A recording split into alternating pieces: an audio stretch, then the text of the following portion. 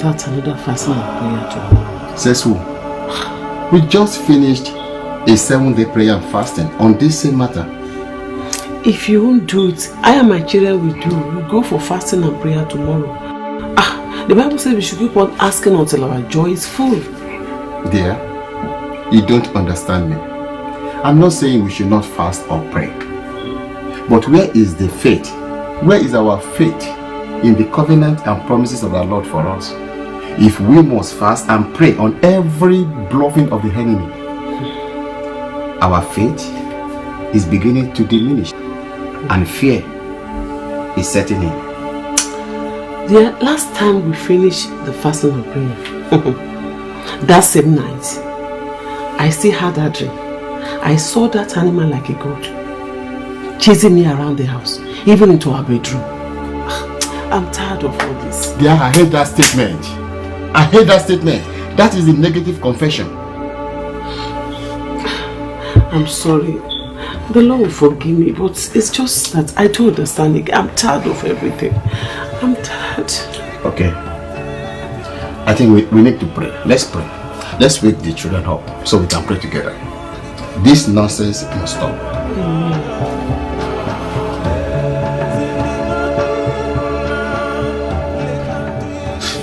A thought came to my mind. I don't want to take a line with that direction. I don't want to believe it. What thought is that? Anyway, never mind. Don't worry. Lady, we are worried already. So save me the unwelcome cancer. Tell me what thought is going on in your mind. Let me know. Lady, I want to know the thought that is going on in your mind. Well, I don't know why I'm thinking like this. It looks absurd, but the thought kept pressing in my mind. I don't know if I'm wrong, but just forgive me. Lady, you have not even spoken. So what are you sorry for? Your father. My father? You are sorry for my father? No. I mean, he has been my main concern. My father? How? You know, I said the other time that I may be wrong. Please forgive me. Stop all this nonsense and speak up. Speak to me. Speak to me. Tell me what is in your mind. Since the day it was confirmed that he's coming here to spend some months with us, the nightmares, series of nightmares, and bad women started. No, my dear. No. This nonsense has started before the confirmation of his visa. No. Think very well, honey. We were not experiencing this until the confirmation of the visa. So, you are telling me that you've never had any bad dreams until my father got his US visa to come and spend 4 months with us here? No. I never said all those... Wait a minute. How many months did you say your father is coming to spend with us? 4 months. What? What? 4 months? I thought we agreed that your dad is coming to spend 6 weeks with us. Not 4 months. Lady, listen to me. My father was given 2-year multiple visa with maximum of 6 months on each trip. You know what it cost me to get the visa processed, together with the flight ticket. Now tell me, you want my father to come here just to spend 1.5 months with us? I'm sorry, honey, but I thought we agreed together that he's coming here to spend 6 weeks. And I said that is not logical. Besides, what has is getting the visa got to do with all these dreams? I'm not the only one that is having bad dreams in this house. Brega has just told us his experience. And even you. Remember you told me some days ago that a force was pressing you down on the bed, that you could not even raise your hand or your leg. And you cannot even open your mouth to shout for help. Lide, are you saying the coming of my father to the US is the cause of all these evil occurrences? Okay, I agreed. It's not. But why are we experiencing all this of recent? Are we not supposed to be children of God? Is this house not the house of God? Why can't we just agree for once? Agree together to do what? I don't get you there. We need some sort of spiritual retreat in this house. There. Something is definitely wrong. Agreed. What are we going to do about it? We need to stand strong in faith and resist all these evil forces. Let us begin another 7-day fasting and prayer tomorrow. Only let's do this thing. Huh. But you know, my dad is arriving on Wednesday. Yeah, that will be the 4th day. Let's go for it. Okay. That's alright. Oh, we start tomorrow with the children. Thank you. The children will break by 3 as usual. And we will break by 5. Deal. Thank you.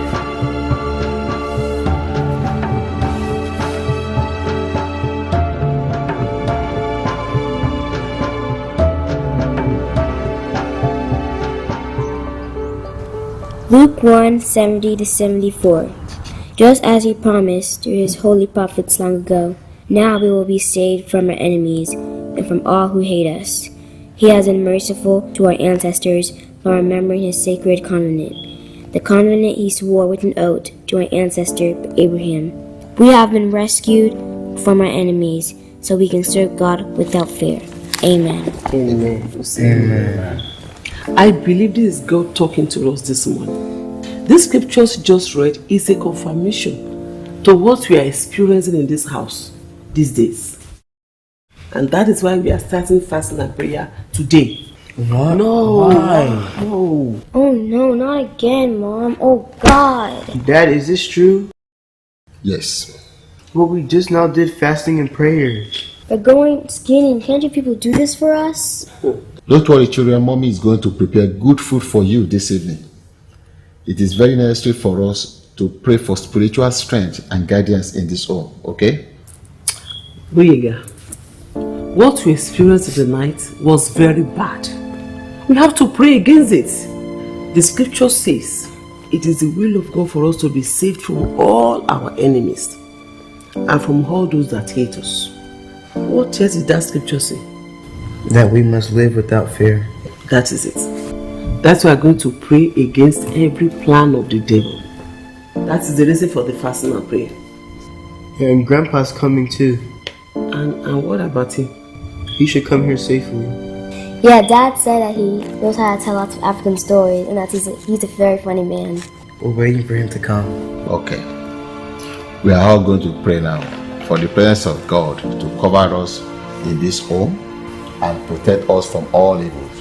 Before that, we are going to pray against every enemy of this house. So let us pray. Father,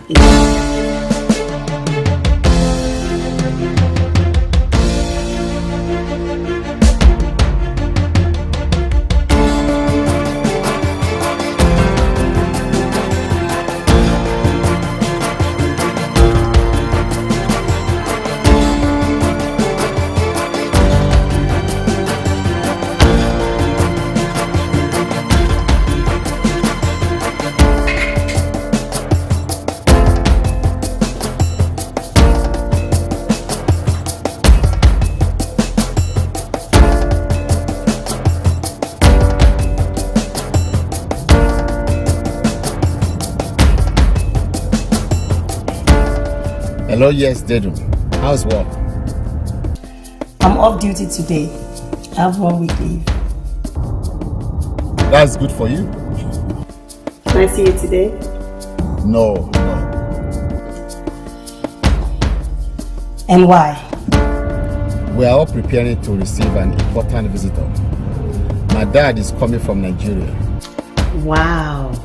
I wish to know your dad. When is he arriving? He's leaving Nigeria tomorrow in the afternoon. Where are you now? On my way home, coming from the office. But we can still meet today. Can't we? Can you make it to my place today? Dedum, it's already 4:30 p.m. I need to get home. I'm hungry. Yes, baby, you can still make it. I can fix something here for you fast. Just a brief visit before you go back to your house. Come on. Dedum, this time is not good for us. It's not safe enough. Any of your friends or even church members could come visiting. We need to avoid gossip. We need to be discreet. No one will come visiting while you're here. I know what to do to shut them off. Should I be expecting you?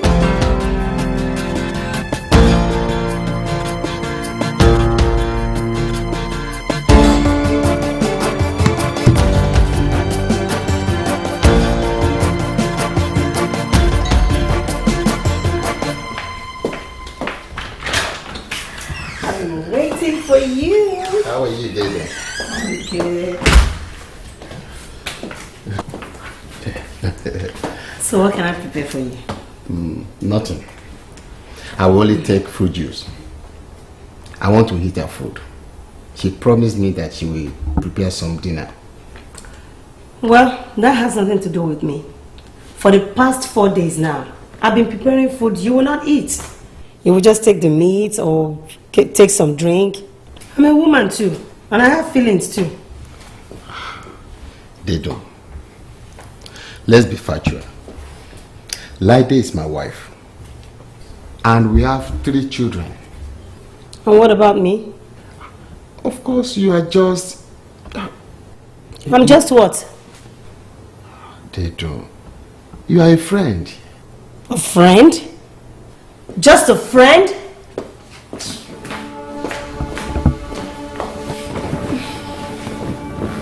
They don't care. But you know what I mean, don't you? They don't care. They don't care. But you understand what I mean. You know what I mean, don't you? I've told you. Let's do this. I can relocate to a nearby state.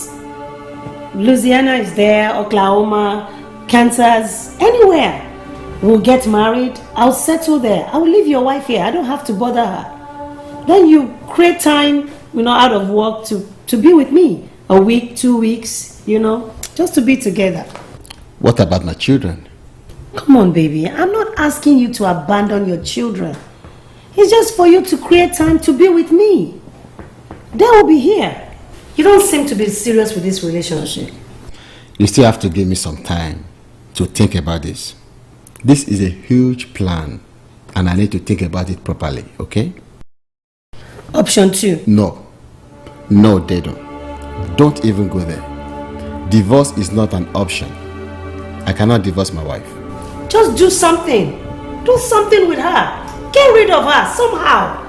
Anyhow. And I said no.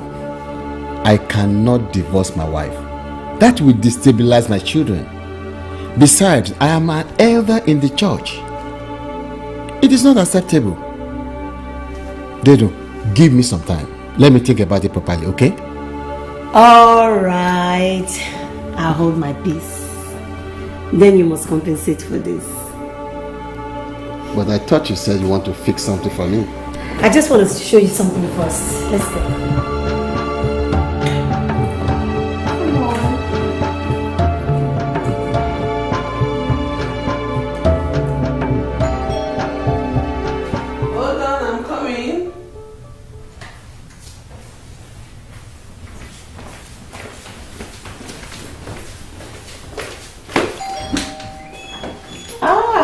You are welcome, sir. You are welcome, sir. Thank you. How is mommy? We are good, and you?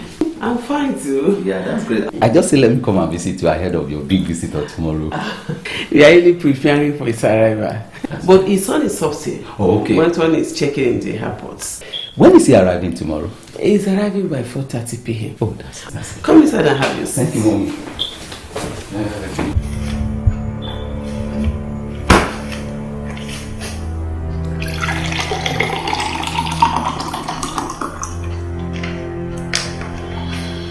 You are welcome, Pastor.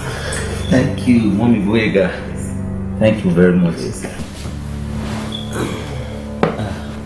Splendid. I hope Baba will be our big visitor at the church on Sunday.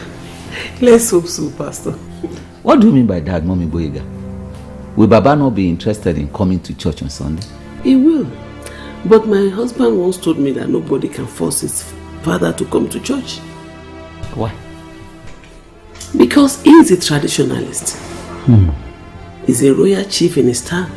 A royal chief? One of the kingmakers.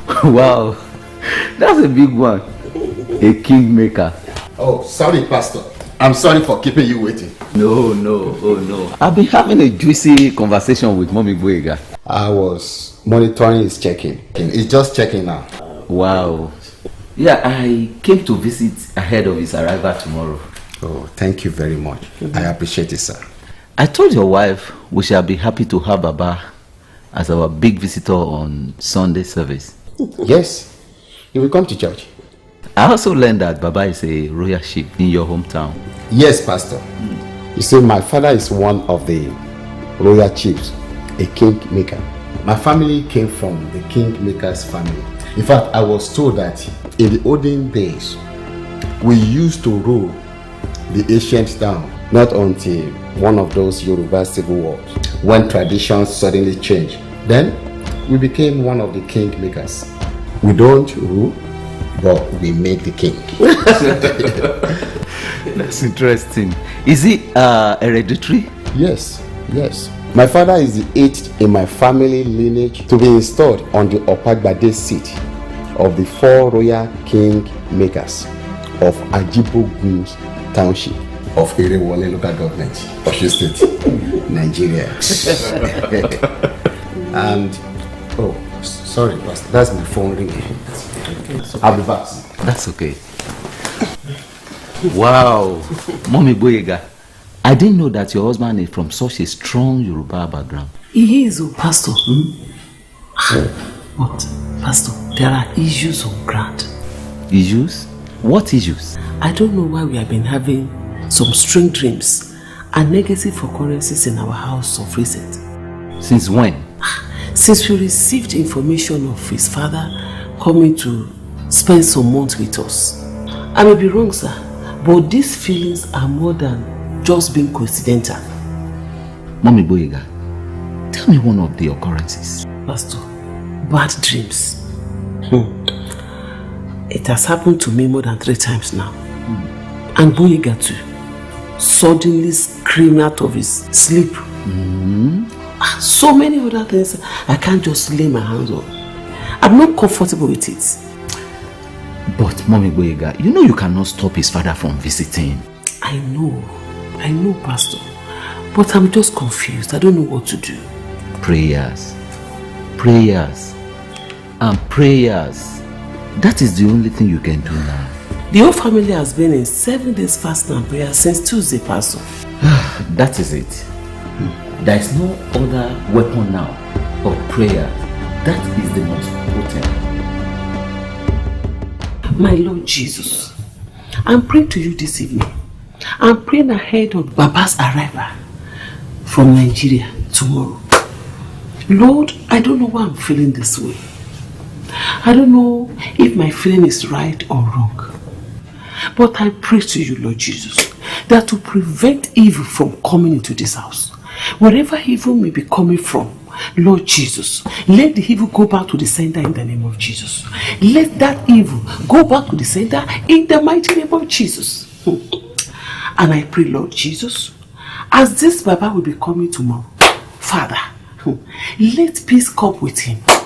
Let serenity arrive with him into this house. And if he's coming here with any evil, let that evil stop at the door and go back to where they are coming from. Lady,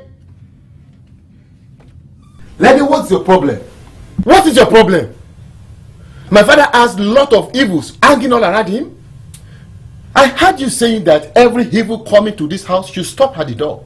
Alright. Should I pray that all the evil should enter the house? Eh? Lady, so you believe that my father has a lot of evils that he's coming to this house with? So you think my father is a herald of evils? Isn't it? No. Honey, I never thought that. I've never thought that. I was just praying because of all these evil dreams I've been having. And you have been having these dreams the moment my father got his visa to come to the US. I don't even know what kind of wife you are. You don't love your father-in-law. That is very wrong of you to say. Telling me I don't love my father-in-law. I don't love my father-in-law. We send money to him from time to time. I don't love my father-in-law. I call him on phone, we talk, we play. That is very wrong. Let me remind you, Lady. Last year, when your mom was coming to visit us here, you didn't have any bad dream. Did you? I even doubt if you had any dream at all.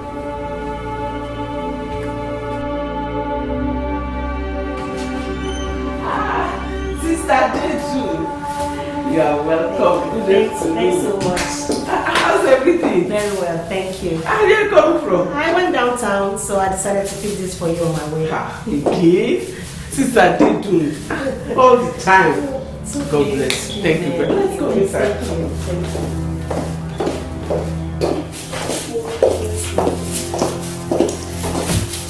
So, here. Thank you very much. You do things for us all the time. I heard that Adele's father is coming in today.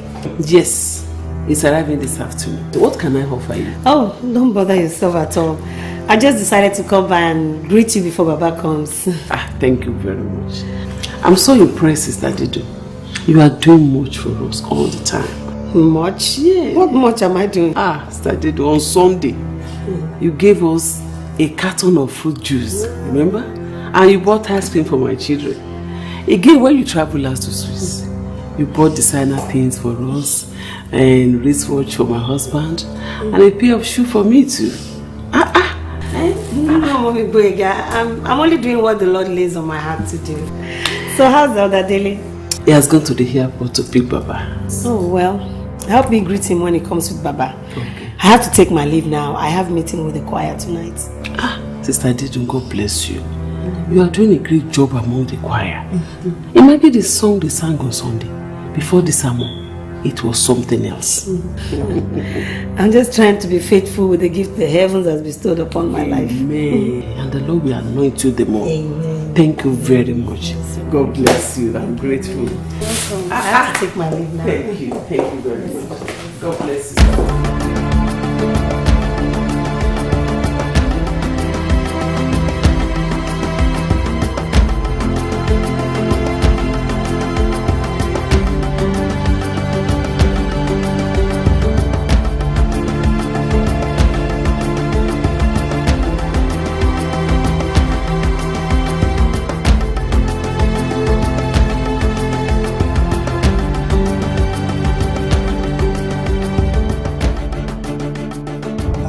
ṣé o máa tọ́jú wọn náà o.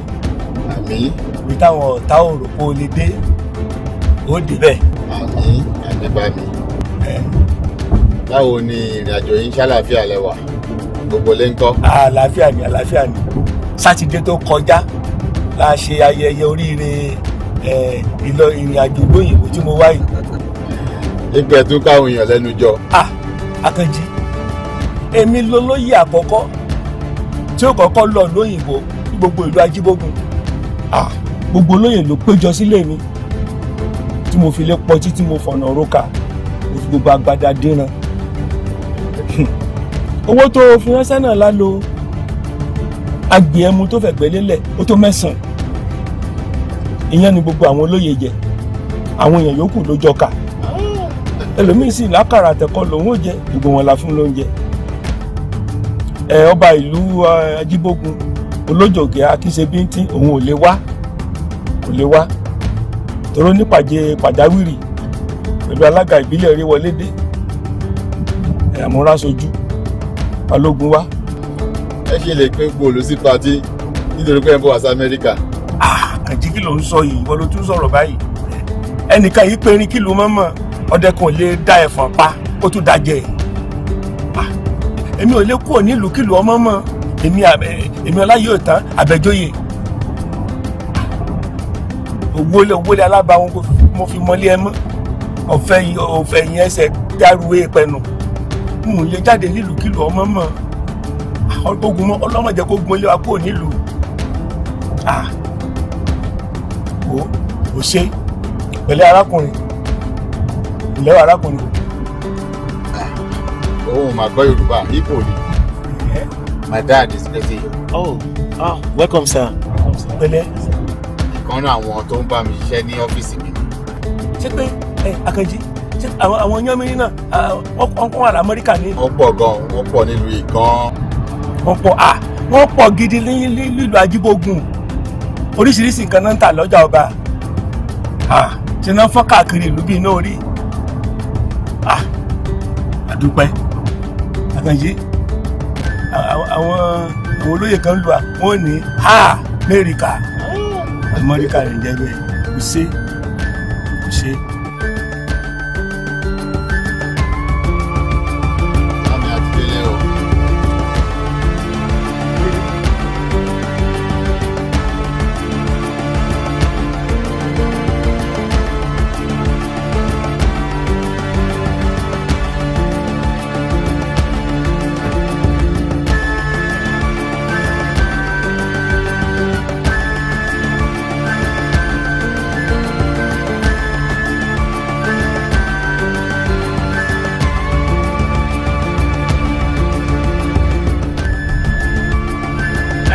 Gbogbo ẹ̀yin kẹ́ni mọ́ni tẹ́ ẹ gbọ́ ọmọ mi bẹ́ẹ̀ ń lo òyìnbó tẹnirọ́ mo pa òòrè mo débẹ̀ o ẹni ọmọ mi ń gbé abẹ́ afẹ́rá nílùú òyìnbó pé kò rí lé gbé ilé ọmọ mi rèé o mo dé lu òyìnbó lé rẹ̀ rèé o ojú tì yín o gbogbo ẹ̀yin kẹ́ni mọ́ni ojú tì yín mo dé lu òyìnbó mo dé bẹ́ẹ̀ o. Àwọn tẹ̀ ń bá wò. Wọ́n ò sí bí ṣùgbọ́n lẹ́dàá wọn ń bẹ ní ojú tì yín ojú tẹ́lẹ́dàá yín ojú tì yín ọ̀ọ́bì yín o.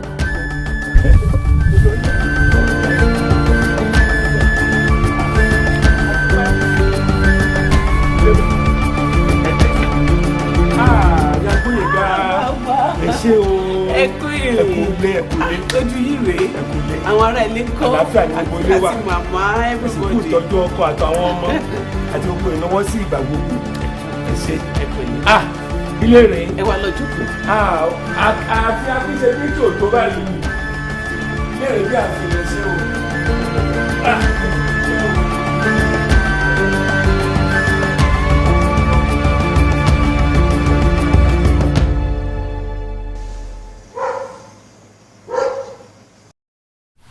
Dear, have you called Baba? Actually, I just came back from his room now. Okay. Yeah, he just showered. And I told him his food is ready. Okay.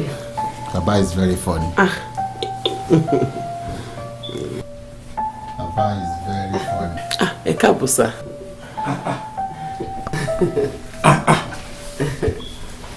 Lẹ́fi gbogbo lépo títẹ̀ fọ̀nà rókà. Tẹ́ gbogbo agbada dínran yìí. Ẹ wá jókòó báyìí. Ẹ káàbọ̀. Ẹ pé gbogbo olúwa jẹun ni. Rárá o. Ẹ̀yin náà, amẹ́ta yìí náà ni. Ẹ̀yin ni láyé fi kí káàbọ̀.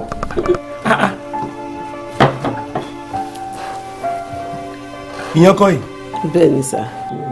Ìyàn. Ṣé kí mo tún lè bá yán pàdé ní? Lọ́mọ kọ́ yìí. Bẹ́ẹ̀ ni sir. Àtẹ ẹ̀fọ́ rèé. Bẹ́ẹ̀ ni sir. Ẹ̀fọ́ rírò. Ògùnmọ̀rẹ́ àbí àjẹ ẹ̀fọ́ wò. Èmi ò mọ èyí tó jẹ́ ń bẹ̀ sá mi ò bóyá àjẹfáwò. Àjẹfọ́wò. Àjẹfọ́wò. Àjẹfọ́wò. Báwo lèèyàn ṣe lè jẹ tó dá tó fọwọ́ ẹ̀ mọ́lẹ̀? Ó dùn ni. Ó dùn ni. Ẹ̀yin ò jẹ́ rí. Èmi ò jẹ́ rí sá. Àdúpẹ́.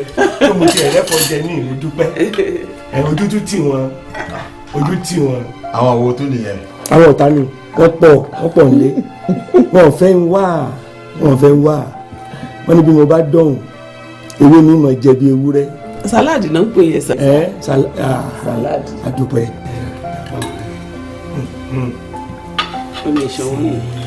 Àwa bẹ̀rẹ̀. Ẹ dúró náà, ẹ jẹ́ ká gbàdúrà ká tó máa jẹun. Àdúrà. Ẹ jẹ́ ká gbàdúrà. Nígbà àgbà kan lẹ́ẹ̀kan. A ní ká dúpẹ́ lọ́wọ́ Ọlọ́run náà ni. Yóò sì tó mẹ́ta ní ìsìn tá a ti gbà yín èyí tí mo dé yìí. Ẹ jẹ́ ká gbàdúrà. Ọ̀ya ẹ má gbà. Bàbá wa àti Ọlọ́run wa dúpẹ́ lọ́wọ́ yín fún ìpèsè oúnjẹ yìí fún wa. A dẹ̀ dúpẹ́ tí ẹ mú àwọn bàbá débi láyọ̀ àtàlàáfíà. Àyà oúnjẹ náà sí mímọ́ lórúkọ Jésù Kristi Olúwa tó olùgbàlà wa. Àṣẹ.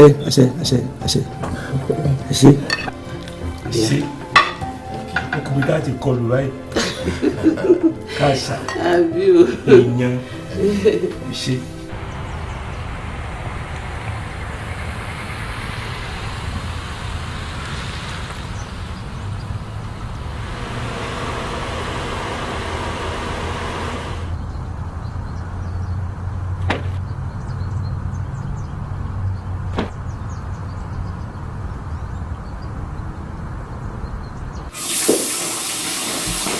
Mom, Yes. Dad said Grandpa came back from Nigeria. Yes. Is he a very old man? Can I meet him? Oh, he couldn't have been that old. Dad showed us pictures. Did he bring his crown? Crown? Which crown? Dad said in Nigeria that he was a king. No. I never said he's a king. I said he's a kingmaker in my town. Can we greet him? Sit down. No. He must be sleeping by now. No jet lag. After taking his lunch, he went upstairs to rest. Let me go see if he's sleeping. No. Boyega, no.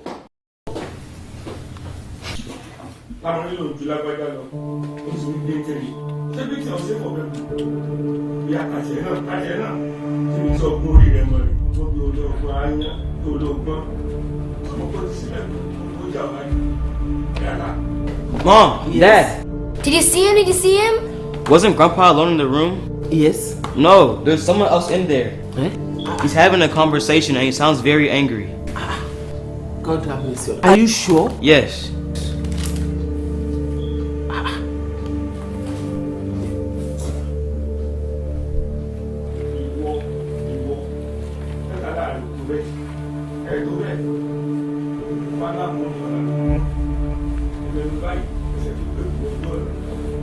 Ó dàbí wípé ogun ilẹ̀ gbóná tó ń jà nídìí yóò ti padà lẹ́nu rẹ̀. Wọ́n dáná sán gbogbo ni. Eyín ló fi dààmú. Ó jóná ni. Yàtà. I said it. What? I said it. Hey. He came alone from Africa.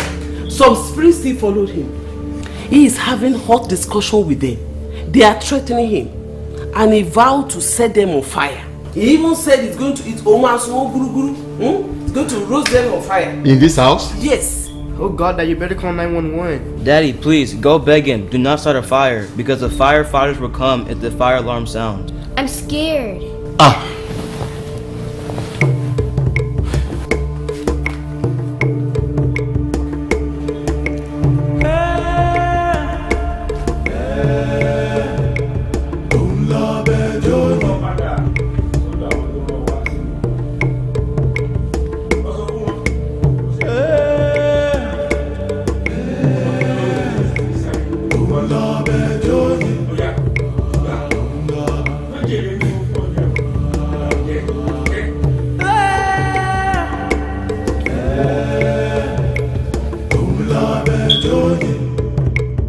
Babaláwo ni Ọlálámú ẹnu báyìí.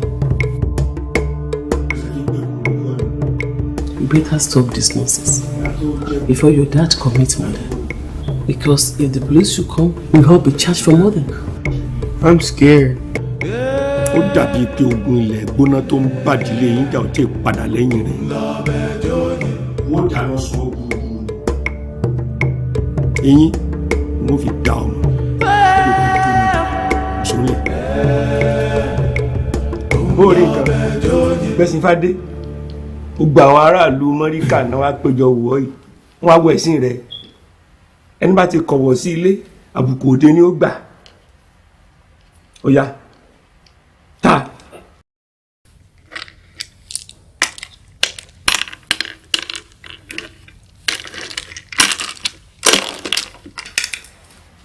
Sọ́tán.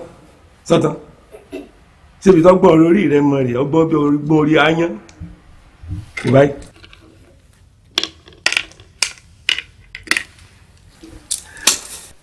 Bàbá, àwọn ọmọ ti iléèwé dé ẹ̀yin lọ́wọ́ kí.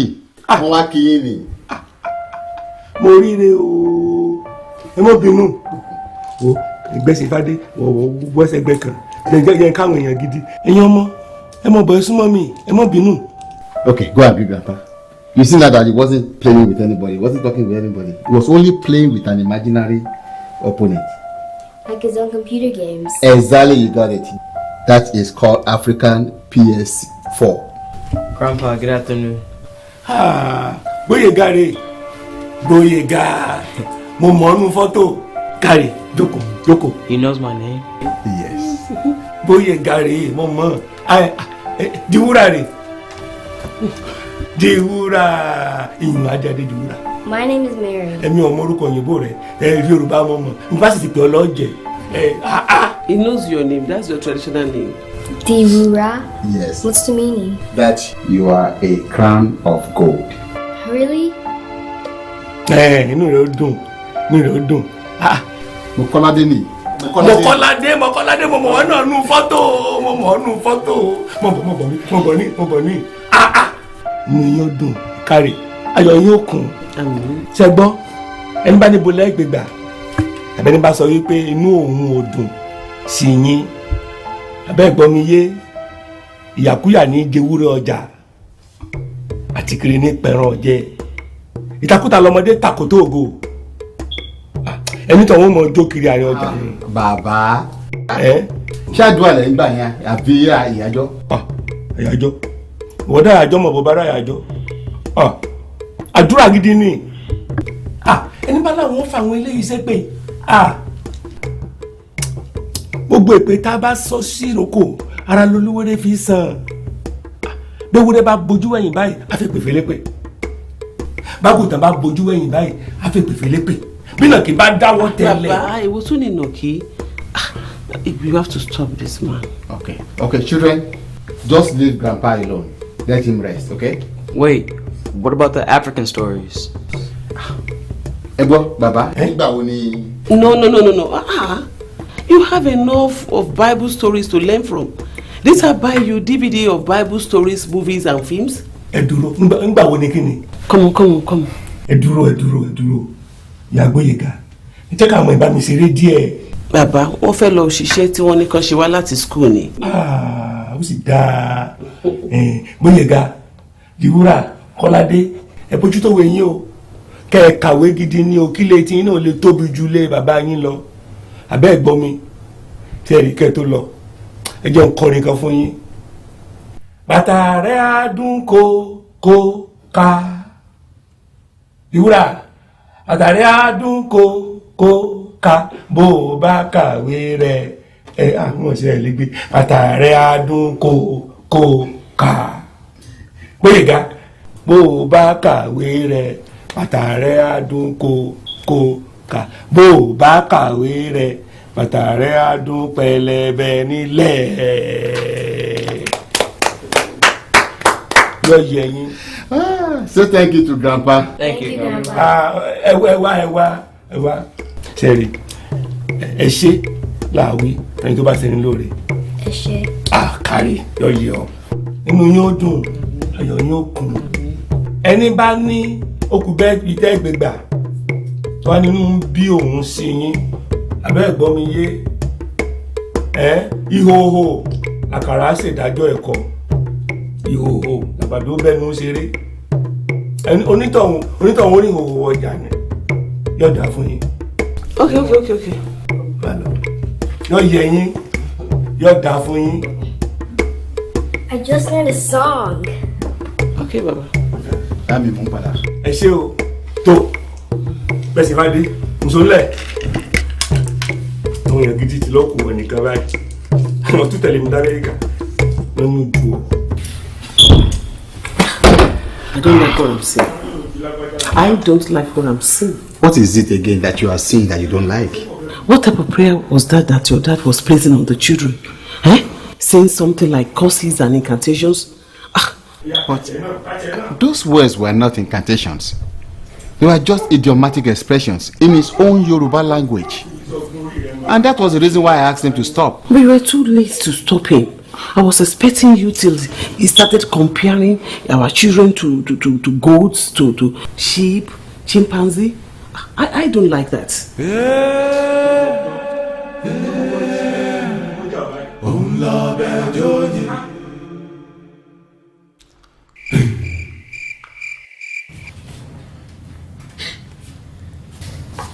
Dear, you need to come to bed.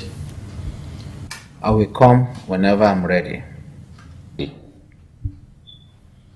I was talking with you and you walked out on me. Was that a virtue of a respectful wife? I was saying you did not take the full responsibility as their father. You are supposed to stop all those incantations and evil concoctions of words over our children. And I said they were not incantations. But why the noise?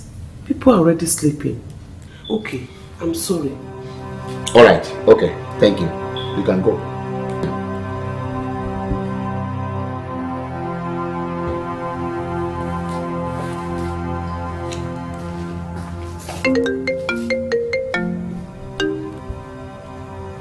Hello?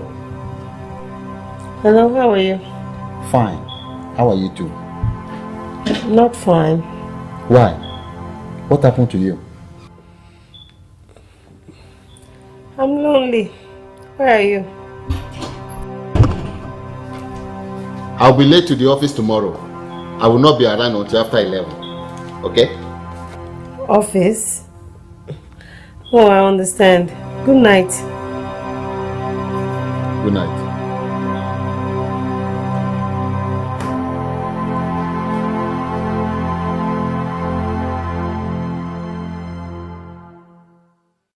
Ọláyọ̀dún Abẹ́jọ́yè ọmọ lójú agboolé ọ̀págbádé ìwọ ló ṣe yẹn bí ọkà tó ń pe gbẹ̀gìrì lẹ́kọ̀ọ́ pupa o bọ́ ọba lóhun tí mò ń wí òye ọ ọkàn ń ṣèrìnrìn ọ̀sán gangan lásán ni o a ní àdóòdẹ ojúbọ ìtẹ̀gbà tó lóòfún ìdílé wa dà.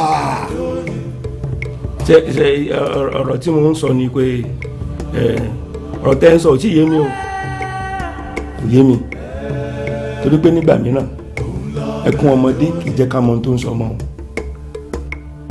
bóyá ebi ló ń pa ni o bóyá ara ní ro ni o. gbogbo ń tà ń sọ kò yí ọ ọ̀rọ̀ àdóòdẹ tó o mú ní ojúbọ ọ̀tẹ̀gbà kò yí ọ àbí ọláyé ọ̀tán. ọ̀dà ìwọ Olúòjé àti ìwọ ìyá Akẹsàn,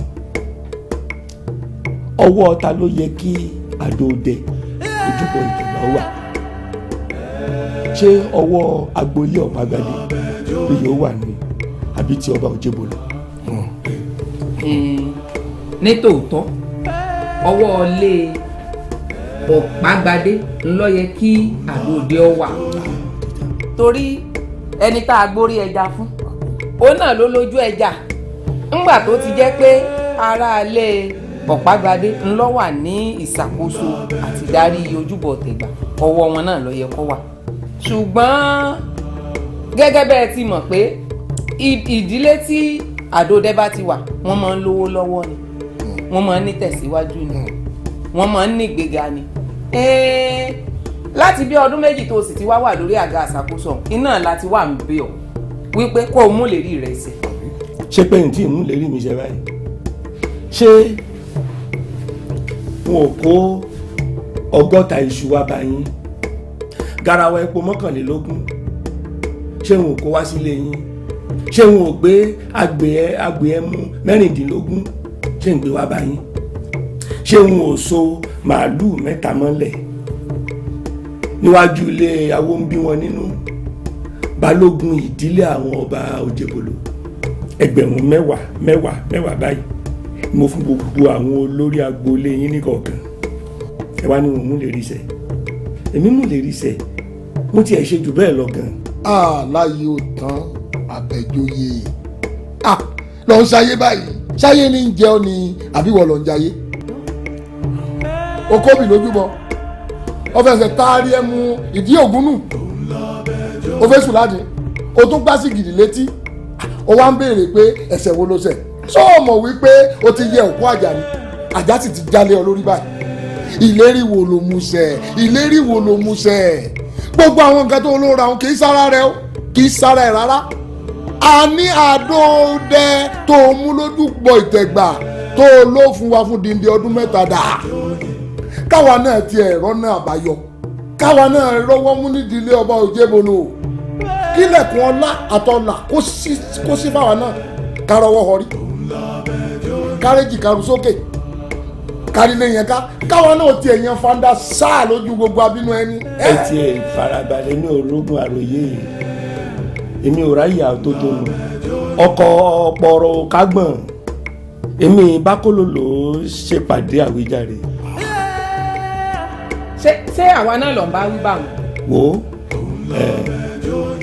Olúòjé àti ìwọ ìyá Akẹsàn, ẹ̀yin méjèèjì ẹ padà lọ bá àwọn agboolé yín, gbogbo àwọn olórí agboolé ọba Òjébólú ẹ lọ bá wọn ṣèpàdé ọ̀rọ̀ papọ̀, ẹ pàrọ̀ ẹ pọ̀dọ̀fin, ẹ bá wọn sọ òtítọ́ ọ̀rọ̀ ipe ọwọ́ mi ni àdóòdẹ ojúbọ ìtẹ̀gbà wà, ọwọ́ mi ló sì yẹ kó wà, kì í ṣọwọ́ ìdílé ọba Òjébólú. torí bólóde ò bá kú ojúde rẹ̀ ò léwu gbẹ́gi. níwọ̀n ìgbà tí mo bá sì jẹ́ olóyè afọbajẹ ìdílé Ọ̀págbadé, ọwọ́ mi báyìí ló yẹ kí àdóòdẹ ó wà, kì í ṣọwọ́ yín. wá ọláyé ọ̀tán, ọdẹ méjì ò lè pẹran nígbó kọjá pé ẹnìkan ṣoṣo tó kó gbogbo apá òun náà ni ó tún kó gbogbo tán o. béèyàn bá jẹrú ẹ̀ àmọ́ lẹ́yìn. ẹ fẹ́ yín ń parọ́, gbogbo yín pátápátá kẹ́ ẹ kóra yín jọpọ̀ kẹ́ ẹ tẹ́gbẹ̀rún, kí lẹ́gbẹ̀rún èsì sí fẹ́ fi òṣùṣù ọwọ́ ṣe kọ́gọ́rùn-ún áyán káwọ́ kẹ̀ǹbẹ̀ ìjà lọ ojú ogun lè pàdé àgbébọ̀ ẹ̀dìyẹ. ìkó ẹnu báyìí lájígbìn yẹn pípé ó fi ṣèdájọ́ gbogbo wọn. káàbọ̀ ọ̀rọ̀ jẹ́ tọmọlúàbí. ọláyé ọ̀tán ó ní kí àwa aráalé ọba Òjébólú tì ọ́ lẹ́yìn kó o lè ṣẹ́gun Adérelé Adígbẹ́nákú, àkọ́bí ìyáálé ìyá rẹ̀ tí ń bá du oyè afọbajẹ nílùú Ajíbógun. ó sì ṣèlérí ọ̀pọ̀lọpọ̀ nǹkan fún wa nígbà náà, ṣùgbọ́n mo rántí wípé nǹkan wí fún ọ ni pé ohun pàtàkì tá a fẹ́ kó o ṣe fún wa ni pé kó o fún wa ní àdóòdẹ tí ń bẹ lójúbọ ìtẹ̀gbà. ó sì ṣèlérí fún wa. a lọ bá àwọn baálé agboolé ọba Òjègbòlò a sì wí fún wọn ohun tó ló ṣe fún wa ó sì borí ọ̀tá rẹ̀ ìwọ ló bọ́ sórí àga afọbajẹ tó tọ́ sí ìdílé yín. Ọláyé Ọ̀tàn Àbẹ̀joyè ọ̀dàlẹ̀ balẹ̀ kú o ẹ̀ ń bá dalẹ̀ yóò balẹ̀ lọ. gbogbo ilé yín ní ọwọ́ ilé ọba Òjègbòlò yóò balẹ̀ lọ torí pé èmi ò dalẹ̀ ẹni tí ò bá sì jẹun gbì kì í kú gbì. ẹni tó bá máa dalẹ̀ kì í máa dalẹ̀ máa fi ìdùnnú dàrú tó di kalẹ̀ nu òun gbádùn kiri òun náwó yàfùnyàfùn ó tún lọ sílùú òyìnbó báyìí òfin ilé pọtí ọfọ nàrókà ó mú gbogbo agbádá òfin díràn àgbà tó ní tìjú ní jẹun kò fọmọ tí ó palẹ̀ mọ́ àgbà àyà tí ò ní tìjú ní jẹun tán tàwòtàwò omi tó bá gbàgbé orísun rẹ̀ gbẹni. kó sọ́ngbà lẹ́nu rẹ̀ olóòjé fún tó sọ ṣé èmi làgbà tí ò ní tìjú tó jẹun tán tàwòtàwò èmi. Ọláyé Ọ̀tàn Àbẹ̀joyè ṣé wípé ọ̀tàn wa jẹ ní lágboolé ọba Òjègbòlò tó fi dórí oyè ọwọ́ adórí oyè tán ọwọ́ akọ̀yìn sí àwọn tí ń ràn ọ́ lọ́wọ́. Imú mọ̀ níkà o imú níkà ó ní òjá gbóòórùn ẹni ibi wàá jẹ́ oyè ọ wípé kángun èyí tá à ń bá a lọ yìí yọ kángun síbi kan. ẹ ti ẹ̀gbọ́n náà ẹ wá oore pẹ́ a sì rí gbàgbé ẹrú pẹ́ nílé ó dọmọ bẹ́ẹ̀ mọ̀ tán ẹ ṣáà máa àrọ́bá bàbá tán abẹ́sìn káwọ́ ni àwọn baba ńlá yín ṣe náà ń ṣe fún ìdílé ọba Tẹ̀tẹ̀rẹ̀gùn Oníbòtújẹ ẹ mọ̀ ni ẹrú ogun jàyè làwọn baba ńlá yín ìjánu ẹṣin ni wọ́n máa ń kó fún ìdílé ọba ẹ̀yin ò mọ̀ túmọ̀ ọba Òjègbòlò ni ẹ mọ̀ ó dà ẹ̀fọ́ làálì ni ọba Tẹ̀tẹ̀rẹ̀gùn Oníbòtújẹ máa ń jẹ kì í jẹ ẹ̀fọ́ ìbòlò àwọn baba ńlá yín ni wọ́n sì máa ń bá ìdílé ọba wá ẹ̀fọ́ ọ̀hún kó mọ́ bá a gbàgbé torí kẹ́sì mọ̀ bẹ́ẹ̀ ṣe rí ìpẹ́ gbàgbé ọ̀rọ̀ kó mọ́ bá a gbàgbé ni wọ́n ṣe fún àwọn baba ńlá yín ní ìnagijẹ ọba Òjègbòlò Akérèjọgbọ́n Àkìkà lórúkọ baba ńlá yín tẹ́lẹ̀tẹ́lẹ̀ ẹrú ogun jàyè gan ni àwọn baba ńlá yín ọba ilé mo bá dé ọba kẹrin tó jẹ lẹ́yìn ọba Tẹ̀tẹ̀rẹ̀gùn Oníbòtújẹ òun ló kàn fi oyè afọbajẹ ta àwọn baba ńlá yín lọ́rẹ nítorí náà ẹ kì í ṣọmọ bíbí ìlú Ajíbógun ẹrú ogun ìjàyè ẹgàn nìyí àwọn baba ńlá yín torí náà ta ní ìbéèrè mẹ́rin méjèèjì. ọ̀ka àbò wọ́n ti wulẹ̀ ní ẹni tí ọba jogún kógún ìtànkítàn ní ọmọ ọba. ló bá yín débi ìtànkítàn tẹ́ ń bọ́ ni. sórí tètò ọ̀sán mọ́nù wa mọ̀ jẹ́ o ò nílò kọ́ ṣẹ̀ṣẹ̀ sọyún fún wa àwa gan mọ̀ tán a sì tún mọ àrọ́bá tí í ṣe bàbá àtàn àwọn pọ̀nrí kan gbà bàbá ńlá rẹ̀ àwọn tí wọ́n mọ̀ tán tí wọ́n mọ iye èèyàn àwọn tí wọ́n mọ iyì tí wọ́n mẹ̀yẹ àwọn ni wọ́n fi wá jẹ oyè afọbajẹ nínú ìlú yìí. ìpàdé parí kí wàá padà lọ bá gbogbo àwọn agboolé ọba Òjègbòlò kẹsọ fún wọn pé wọn ò tún gbọ́dọ̀ gbé agbádá ọ̀rọ̀ yìí kaná mọ́ láyé bí wọ́n bá gbé kaná yóò jóná tàpẹ́tàpẹ́ ni ẹ sọ fún wọn ọwọ́ èmi Ọláyé Ọ̀tàn ìdílé Ọ̀págbádé ọwọ́ wa òní Àdó Ìdẹ wà àìsí fi tọrẹ àìyáàyàn kì í kúrò nídìílé wa kò sì gbọdọ̀ kúrò nídìílé wa orí làwa fi rìn wọ ìlú yìí kì í ṣẹ̀ṣẹ̀ bíi tiyín báyìí tán kó mógun wa. ṣé bẹ́ẹ̀ ni. bẹ́ẹ̀ ni o kò jù bẹ́ẹ̀ lọ o níjọ́ tí a bá tún bá rú ọ̀rọ̀ báyìí wá síwájú mi ọ̀rọ̀ kàtàkàtà náà ràn bí eléyìí yẹ̀bẹ̀yẹ̀bẹ̀ báyìí láyàsọ ara àgbàdo ìhòòhò goloto iṣu bá wọnú odò yan tẹ̀síntẹ̀sín lẹ máa bá kó wájú mi lọ padà sọ́dọ̀ àwọn tó ràn yín wá. wá gbọ́ o Láyé Ọ̀tàn Àbẹ̀joyè bá ọba ṣàdédé kúrò gbàù ìbọn lẹ́yìn rẹ̀ èmi kíní burúkú ìmọ̀yìn tó ọba tún wá gbọ́ tí gbàrú dàpọ̀ mọ́tọ́sẹ́ fún ọ mọ́lágùn jìnnà awalawa ń di ẹ̀. afọ́pẹ́ kan ẹ̀ máa rọwọ́ họ rí kókó téèyàn bá fojú tínrín báyìí òun ní fọ́ni lójú àjọ kò sínú èmi yẹn burú afájà ọkọ bẹ́rìndé èṣù mọ̀sán bẹ́ẹ̀ yá lọ. ẹ̀dọ́ ẹ mọ̀ lọ ẹ mọ̀ kàn bí lọ ibà ti sọ̀rọ̀ kalẹ̀ gbọ́rọ̀ ẹgbẹ́ sí i wá lóde ewé eégún lèmi bó súnmọ́ mi jù ọ́ họra bó ni ẹ tiẹ̀ họra kú ni abániwọ́ràn lèmi náà bí wèrè pé bẹ́ẹ̀ dì mí mú báyìí ẹ̀ẹ́dùn gángan àárín ọjà ni ìgbẹ́ ò léegun o àmì ní bá tẹ̀ mọ́lẹ̀ yóò tì o. ọlá yìí ọ̀tàn àbẹ̀jọyè ìgbéraga rẹ̀ ìmọ̀ pọ̀. ó pọ̀ jù. ọ̀pọ̀ oògùn rúmọ́ gàlè kí n lọ gbẹ́kẹ̀lé wò ó mo lè fòyín mo lè fọ̀hún iní sí ológìnní ti fi já sínú omi gbóná. bẹ́ẹ̀ni. béèyàn bá sì sọ wípé atakóró wọnú àdó lòun kọ́rán tí o kò lè gbọ́mọnú rẹ̀ wọ̀. bẹ́ẹ̀ni. irọ́ ṣe pọ̀ lẹ́nu yín gan bí eléyìí o ọ̀ka bímọ tiẹ̀ sílẹ̀ ò bóró ológìnní bí tiẹ̀ sílẹ̀ ó bẹ́ hàn náà ìkàlọ́mọ ejò náà kí ológìnní fẹ́ fi ọmọ àmọ̀tẹ́kùn ṣe bẹ́ẹ̀ bá pa mí tì tẹ táwọ́ sọmọ bọ́gẹ̀dẹ̀ bá káwọ́ rẹ̀ méjèèjì sókè báyìí ara rẹ̀ ni ó fi lù. ó ti dáa ẹnu ẹ̀ lájọ wà yìí. ó gbúrò gbọ́. ẹ̀yin náà rí mi wò bí ìran.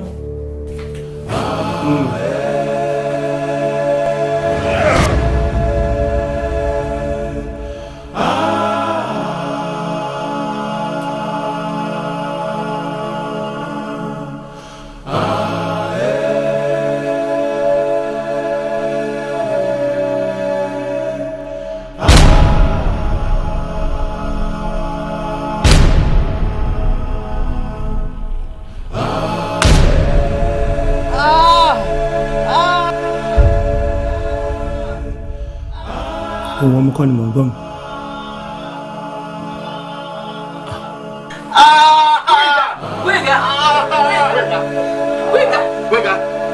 ìlú òde. Ìyá Kàsá. What did you say? Come on, speak out. Speak. ẹ ti yà bẹ̀rẹ̀ sí í yìnbọn nu tí ń yìnbọn ogun sí mi. Someone he hit my chest with a big rod. ẹni tí n bá ti gbúròó ìbọn ẹ̀yìn lẹ́yìn. Did you see his face? How did the person look like? ẹni tí n bá ti rí tán dàgbà orúkọ mọ́tọ́sẹ́ ẹ̀yìn lẹ́fà. He ran after me and hit my chest. I didn't see his face. ti yà bẹ̀rẹ̀ náà nù àbí. tó. God, Jesus, have mercy. Have mercy. Hey, sorry. gbọ́ o ẹni bá sọ ògúlù tó ní kó mọ retí ìdàrọ́ o ẹni bá sọ ògúlù tó ní kó mọ retí ìdàrọ́ o.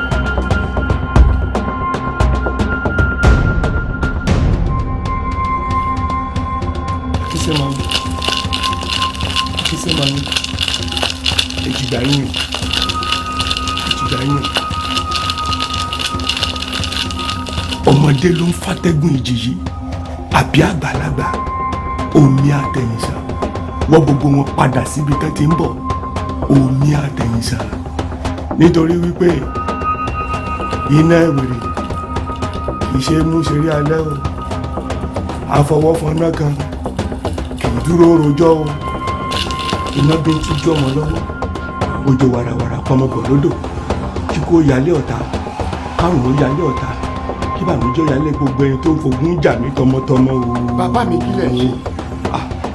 àkànjíbò lára ọmọ òun. ọmọ wo ọmọ mi báwo lẹ ṣe mọ̀ pé nǹkan ṣọmọ mi. Àmúgbàriwo ni. Ẹ gbàriwo bàbá ẹ gbàriwo àṣẹ ilẹ̀ ń finá mọ́ wa nínú ilé yìí àṣẹ ilẹ̀ wà nídìí wàhálà tó ṣẹlẹ̀ nínú ilé yìí. Àkànjọ ọ̀rọ̀ rí bó ṣe ròyìn o. Báwo lọ ṣe rí bàbá ẹ dúró rí aṣọ òfu ẹ ń miṣẹ́ rẹ ẹ ń pọ̀fọ̀ ẹ ń pògèdè nínú ilé tí ta ti ń ké pe orúkọ olúwa lọ́sàn-án àtòru. Àkànjí báwọn kọ́ lọ̀rọ̀ rí bàtẹ́kẹ́ sì ètò yìí tán o kò ṣeé ṣe láàbọ̀ o. ètò wo bàbá ẹni iná bíntín tí ń jọmọ lọ́wọ́ odò ara tí ń pọmọdé bọ̀ lódò. Àkànjí báwọn kọ́ lọ̀rọ̀ rí o ọ̀rọ̀ rí bẹ́ẹ̀ o. Báwo lọ̀rọ̀ ṣe rí bàbá báwo lọ̀rọ̀ ṣe wí. Jesus bàbá kí lélẹ̀. I just came and met him like that. Bàbá kí ló dé tẹ̀ fi ṣe báyìí sí wa. Kí ni mo ṣe ya Gbóyèga Àkànjí kí ni mo ṣe. Kí lẹ̀ ṣe bàbá ẹ ń miṣẹ́ rẹ ẹ ń pọ̀fọ̀ ẹ ń pògèdè ẹ wá ní kí lẹ̀ ṣe. Àkànjí ìyá Gbóyèga ọ̀rọ̀ rí bẹ́ẹ̀ ṣe ń ròyìn ogun tí mò ń ṣe ìyájú ọmọ ni o. Ájò wo lẹ̀ ń ṣe ẹ tún sọ wípé. Kí náà tún sọ. Never mind. Never mind? What do you mean by that? I shouldn't mind? Hey, when some evil things are being said about my children, you said I should not mind? All this nonsense must stop. I've seen this before now, and I told you. Hey! Kí ló dé tẹ́ fi ṣe báyìí sí mi? Kí ló dé tẹ́ fi ṣe báyìí? Kí lẹ rí tí mo ṣe? Àkànjí, mo lálàá, mo ráwọn ìdílé ọba Òjébolo, wọ́n ń lérí, wọ́n ń fọ́ntá, wọ́n láwọn ó gbógun tì mí. Mo ní irọ́ ni. Irọ́ náà ń pa o. Òṣùwọ̀n tí òwú aláǹtakùn lè fi dín dí òṣùṣù ọwọ́ ṣe. Mo ní 20 ọdún lónìí tí ajá ti ń gbénu ilé, ìgbẹ́ lọ̀bọ wà. Bí mo ṣe tají báyìí, mo gbáriwo tán, mo gbáriwo ọmọ. Mo sì ti mọ̀ wípé àwọn Olúòjé àti Ìyá Kẹsàn wọ́n ti yìnbọn nu. Torí wọ́n ní táwọn bá ti gbúròó ìbọn báyìí, wọ́n làwọn yìn. This is it. Wọ́n ti sọ fún mi tẹ́lẹ̀, wọ́n ti kìlọ̀ fún mi, èmi ni mi ò gbọ́. Pé kí ni? Pé wàhálà lẹ̀ ń gbé bọ̀ láti Nàìjíríà. Èwo ló kàn mí pẹ̀lú àwọn ará ilé ọba Ebolo àti àwọn Ìyá Kẹsàn. Èwo ló kàn mí? Mo tún gbọ́ tẹ̀ sọ wípé wọ́n yìnbọn fún sí wa. Ẹ jẹ́ ránṣẹ́ sí wọn tó bá gbébọn wá. Àwọn border patrol ló máa arrest wọn láti airport. Ẹ̀wọ̀n ni wọ́n kú sí. Ẹ jẹ́ ránṣẹ́ sí wọn. Farabalẹ̀ pẹ̀lẹ́pẹ̀lẹ́ Àkànjí pẹ̀lẹ́pẹ̀lẹ́ ọ̀rọ̀ rí bó ṣe ń sọ yìí o. Báwo lẹ ṣe lò sí bàbá? Báwo lẹ ṣe fẹ́ kí n rò sí? Ìjà tẹ́ ìjà kù ní Nàìjíríà ẹ tún gbé ká mi mọ́lé ẹ gbé wá ká mi mọ́lé l'Amẹ́ríkà. Àwọn ìdílé wọ́n tún wá ń ṣèlérí pé àwọn á yìnbọn tọmọtọmọ. Bàbá ìjà wàhálà lẹ gbé wá sílé mi yìí o èmi ò fẹ́ wàhálà o bàbá. Wàhálà báwo ni? Ìjà yóò kàn ọ́ Àkànní. Ìjà yóò kàn ọ́. Èmi àti ìdílé àwọn ọba Òjébolo la dá mi ìjà kaná a sì jọ ro ka wàhálà rẹ̀ jẹ ni. Kò kàn ọ́. Kò kàn mí lẹ̀ ń wí. Èmi ò fẹ́ wàhálà nínú ilé mi o. Bàbá gbogbo nọ́ọ̀sẹ̀sì ìbádọ̀ stop o. Nọ́ọ̀sẹ̀sì. Wà dúró ní sùúrù jẹ́ ìsàlẹ̀.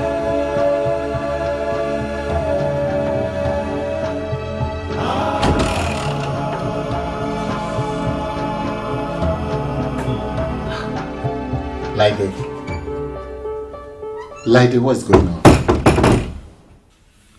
What's going on? You have not answered the question. What question? Now, this pretense is what I never planned for in this marriage. Are you saying you forgot what you heard your dad saying about our children? I walked into his room and I heard him saying some words like incantations. Something like Ino Binti Jomolowo, and asked him for the meaning. He said he was fighting against some enemies that were attacking and trying to attack him, his children and grandchildren. And again, that's enough. That's enough. Ever before he arrived, I have the feeling that something was wrong with his coming. And I told you, did I tell you? No wonder. My children were having various terrible nightmares. And I was having spiritual attacks all this while. And I told you, didn't I tell you? Laide, calm down. Let's talk this over. Nothing to talk over. Please, nothing. Because I can't endanger my family, my children, because of your father. No, I will not. Laide.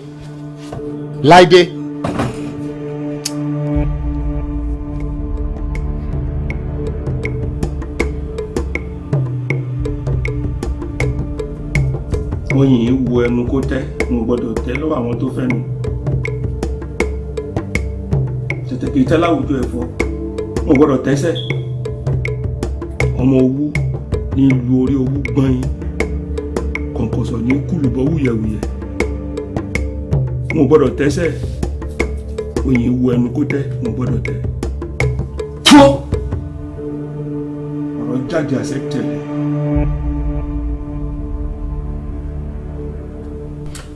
Lade, you are not being realistic and you are not patient enough. It is you who is not manifesting wisdom. Your house is on fire and you are being sentimental. Baba's presence in this house does not favor us. He came into this house with lots of issues. Then let's face the issue and address it.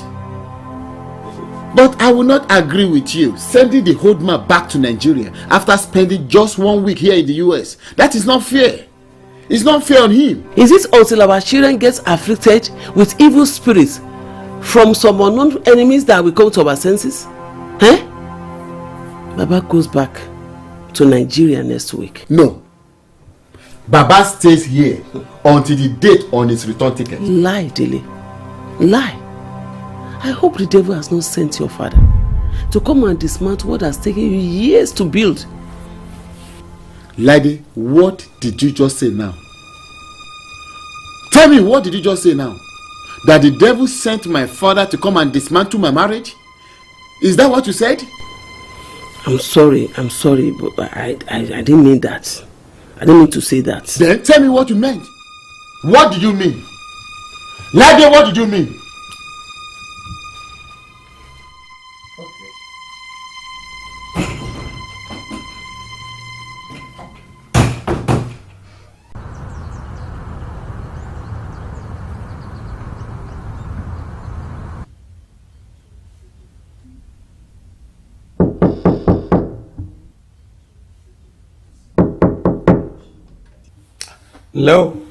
Leo Daniel.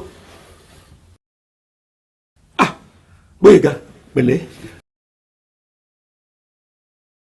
Mo bọ̀. Jókòó. Káre, pẹ̀lẹ́. Adégbóyèga, káre. Ọ̀kín olóòlà yùn. Àlàdé wù mí ọ̀kan bàbí. Bà méjìlá yòókù tọrẹ fálágẹmọ, káre. Pẹ̀lẹ́. Àwọn àbúrò rẹ̀ ńkọ́? Grandpa, I had a terrible experience in the night. Akíkà. Gàmbàrí pàdé ànàgó. Ọkàrin tó tún mí èdè. Yọ̀yọ̀. I was being chased by someone with a big cane. Inú rẹ̀ ó dùn. Ọkàn rẹ̀ ó balẹ̀. Gbóyèga, what are you doing here? Ìyá Gbóyèga. Ẹ káàárọ̀ bàbá. What are you doing here? I was just... Come on! Ìyá Gbóyèga. Bàbá ó fẹ́ lọ sí school. Ó yẹ kó ti wà ní class gan sìn. Ṣé ti gbọ́? Ó dáa. Ǹlẹ́ o. Come.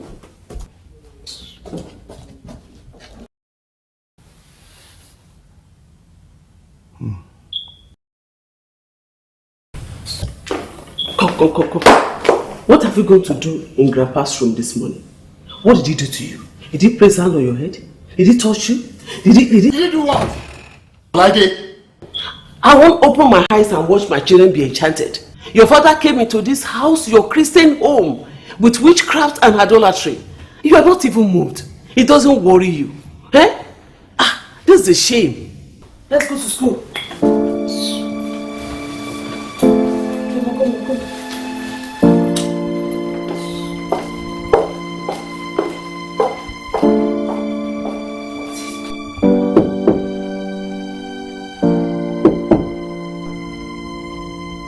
Tani. Ẹ káàárọ̀ bá mi.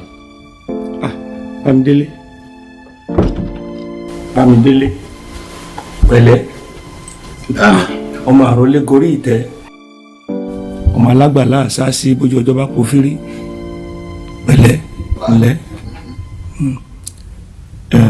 Bámidélé. Ń gbọ́ kí ló ń ṣẹlẹ̀, kí ló dé? Atẹ́gùn sọ́wọ́ òdì, ilé ń gbóná. Ilé ń gbóná kẹ̀. Lé ẹ̀dẹ̀ sọ fún mi látànà. Air condition tó ń múlé tutù ó ṣiṣẹ́. Ọ̀rọ̀ mi ò yé ọ, Bámidélé. Ọ̀rọ̀ mi ò yé ọ. ajá tó ti rí ni tẹ́lẹ̀ tó ń jùrù tó wá rí ni tó ń gbó, ó yẹ ká fura. Ó ti tó bí ọjọ́ mẹ́ta báyìí tí mo ti dé, ẹ jẹ́ káwọn ọmọ wa bá mi ṣeré. Láàárọ̀ ẹ̀ tí Gbóyèga jókòó síbi tá a jọ ń sọ̀rọ̀, tí níyàwó rẹ̀ wọlé tó fà jáde kúrò níwájú mi. Bá mi, ipò tán bẹ́yìn náà ò dá tó, ó kù díẹ̀ káàtó. Báwo? Ẹ̀ ń dúró lórí aṣọ funfun, ẹ̀ ń pọ̀fọ̀, ẹ̀ ń pògèdè. Bándélé, n ò pọ̀fọ̀, n ò pògèdè, mò ń wúre ni. Àlá tí mo lá lóru ẹni ni ò dáa. Àwọn agboolé ọba Òjégbòlò ni mò ń bá wí. Àwọn ló sọ fún mi lójú àlá, wọ́n láwọn ò bá mi jà tọmọtọmọ. Nígbà tẹ́mi náà sì ìsàrógun sá ni mo ṣe dìde ìjà sí wọn, mo dérú padà síbi tó ti ń bọ̀ ni. N ò pọ̀fọ̀, n ò pògèdè. Ẹ̀dúró náà bá mi, ilé Ọlọ́run níbí báyìí o. Ẹ lè máa ṣe ìrúbọ kẹ́ tó máa ṣe tuntun nínú ilé yìí o. Bámidélé, èèyàn Ọlọ́run lèmi náà, bẹ́yẹ bá ṣe fò láṣẹ sọ̀kú ẹ̀. Ó dà, sọ fún ìyàwó ẹ̀ kókó mọ́ bínú. Ìwọ náà ẹ má bínú, n ò jẹ́ dáṣọ irú ẹ̀ sóró mọ́. Ẹ ti gbọ́. Dáná kí la fẹ́ jẹ láàárọ̀ yìí.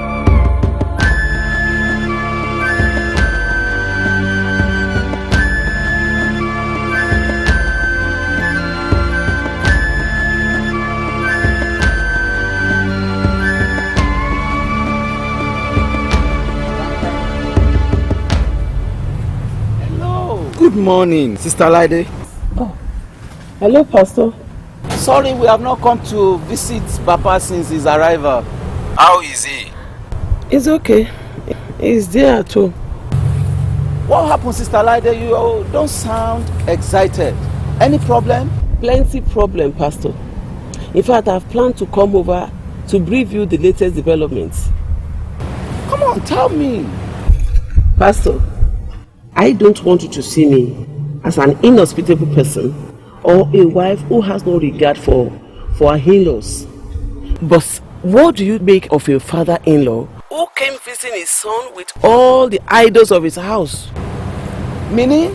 For instance, Pastor, when my son had an attack and we all rushed into his room, the old man was reciting incantations, standing on an occultic white cloth and shaking a strange calabash god, Pastor.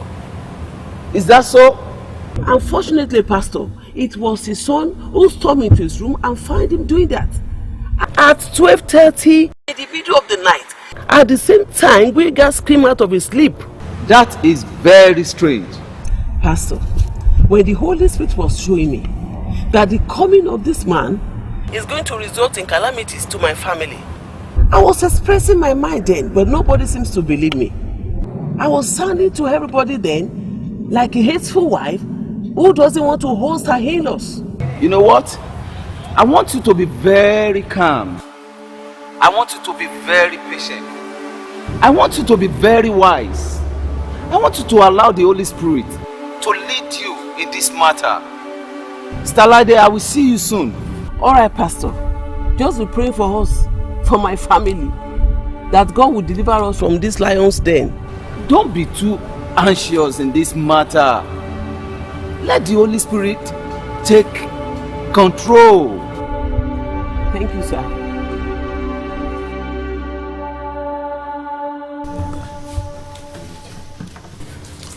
Mary. Yes, Daddy. Go and call Grandpa that the food is ready. Okay. Where are you going? I'm going to go call Grandpa. Come on, sit down. Omi, why? I just don't want her to go to that room. Why? You don't want him to eat? Let somebody else go. I don't want them in that room. It is too dangerous. It is dangerous for my children to go and call my father for dinner? But what is wrong with you? Eh? Why are you so sentimental? Who knows what Baba is doing in that room right now? Maybe he's reciting some incantations or spell. I don't want my children to go there. Okay, you go and call him. Tell him the food is ready. It's better you go. You are embarking on a very dangerous journey, Yoni. Bami. Mo ṣe ní kí wá pè yín náà. I want to go kalẹ̀ o. ayẹyẹ o. Ṣé wá jókòó bá ayẹyẹ o. Ẹ pẹ̀lẹ́. Ṣé ẹ sùn dáadáa? Òórùn la gbọ́ lókè. Mo sùn. Ẹ ṣe. Ẹ pẹ̀lẹ́. Ìyá Gbóyèga sọ jíṣẹ́ fún ọ pé mo ní kó mọ́ bínú. Kò jíṣẹ́ kankan fún mi. Gbọ́, ó bá mi sọ pé mo ní kó mọ́ bínú pé gbogbo tí mo ṣe kò fi sòsò kò fi rárá. Ájọ ọmọ mò ń ṣe. Torí ọ̀rọ̀ àwọn agboolé ọba Òjébolo. Bàbá mi, ẹ má lọ síbẹ̀ yẹn. Ẹ má lọ sí ọ̀dọ̀ àwọn ẹgbẹ́ tàwọn ará ilé ẹjọ́ bọ̀rọ̀ ẹgbẹ́ sílẹ̀. Oúnjẹ lẹ́wà jẹ. Ó ti gbọ́ Ládé ó ti gbọ́ mi. Ó dà. Òun ló gbọ́ ẹ. Please serve. Ẹ wá jẹun. Ẹ pẹ̀lẹ́.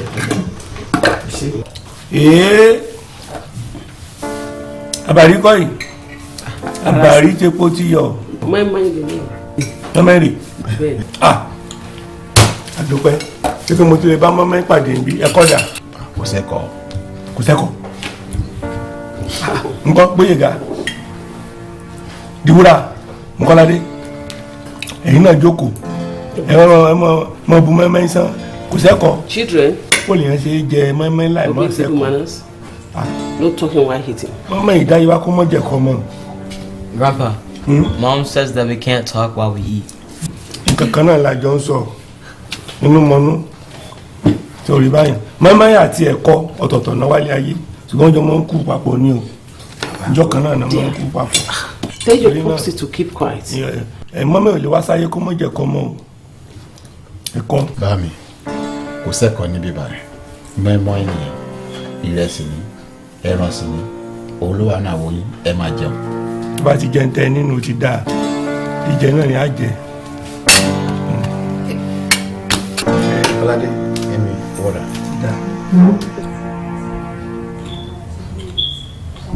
Andele. Bámi. Ẹ̀rù rógbó. Èyí ti fẹ́ tán o. Torí gbàwọn tán ṣe ń bì kò sí tó nítumọ̀ ń bẹ̀. Àrí ìwé sọ pátápátá náà sọ. Tòkútọ̀ náà tó látàárọ̀. Ajíbógun kárì. Àwọn èèyàn ti péjọ báyìí. Ilé Balógun lókù táwọn èèyàn ti mọ ń wòran ní ìsìn. Ìtẹ́ ló ra fún wa. Gbogbo bàjẹ́. Ẹ̀ta ni ó wá tún ṣe. Gbígbé tó gbé lọ báyìí ni ọ̀dà padà. Ẹ̀kọ́ kan táwa fẹ́ wòran lálọ́ Ilé Balógun. Ìka máa wo kóòtù àṣìpa. Àti kí wọ́n sọ ìtàn bí ìtàn ìrìnkèrindò nínú gbó elégbèje. Peace be unto this house. Pastor. Good evening. Bámi, àwọn àlùfáà ìjọ wa nìyẹn. Kò ṣe Olúwa o. Dikin Lambert ni àwọn ní ọ̀gá àwọn ọkùnrin ìjọ. Mr. Dedu náà nìyẹn, ọ̀gá àwọn ọkùnrin ìjọ wa. Ẹ ṣé. Olúwa kún wa lérè o. Thank you, sir. Àwọn ìṣe lásán o. Ẹ ṣeun o. So you're welcome. Welcome to our home city.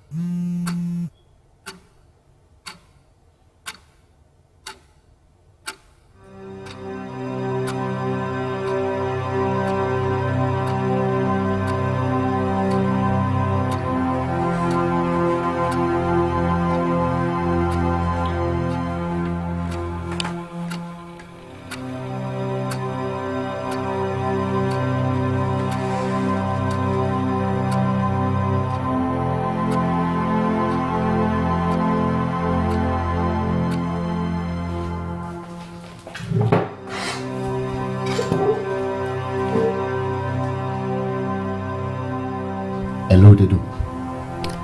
What are you doing? You're not yet asleep. Something like that. Me too. I'm missing you. I thought you would escort me to the car when I came to greet your father. No, I I could not do that since you came with the pastor. No, baby. I told the pastor and Deacon Lambert to go, that I'll come after them. I was waiting in the car, hoping you will come out. What? I never knew you were waiting outside the house. Didn't you catch the signal I was giving to you? What signal was that? When I left my bag and I came back to pick it up. The eye contact signal. I'm sorry, I didn't catch it. So I left after waiting for about 30 minutes. What? Really? So, you will compensate for that this evening. I'll be waiting for you by 4 p.m. There is workers' meeting in the church. Workers' meeting is at 6 p.m. Besides, I will tell the assistant choir leader to stand in for me. You must come this evening by 4 p.m. I'll be waiting. Promise? Promise. Good night, darling.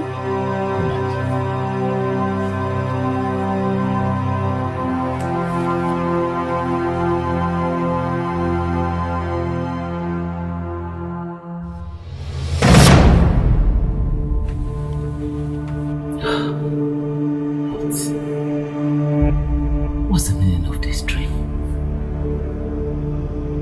Mommy Boyega and her son tied to a stake while Edadele stand looking. What is the meaning of this dream?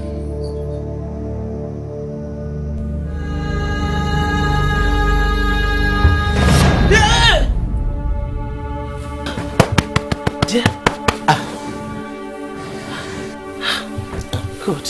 What is it? Why are you panicking? I don't like the way I'm feeling. I had a bad dream. I can't even remember what I saw. But it's like somebody was pressing me on the bed and was trying to choke me. What? It was a dream. What do you want us to do now? Now I'm convinced there is presence of evil in this house. Which evil again? I know you may not believe me. I know you may think I'm suspicious, but take it or leave it. There is presence of evil in this house. But is it until I die that you believe me? I told you somebody was trying to choke me on the bed. Still you don't believe. Dear, you say you had a dream. Will I go into your dream and fight the person? Or what do you want me to do? Okay. Henceforth, I choose to fight this battle alone. Okay. Please yourself.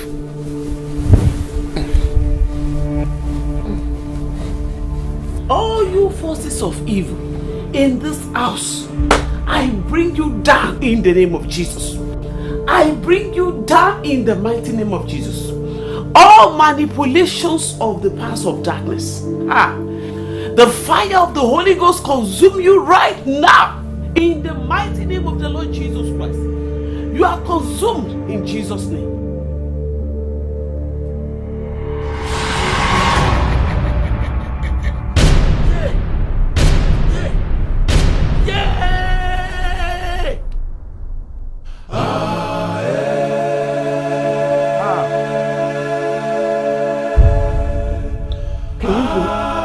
Can you hear that?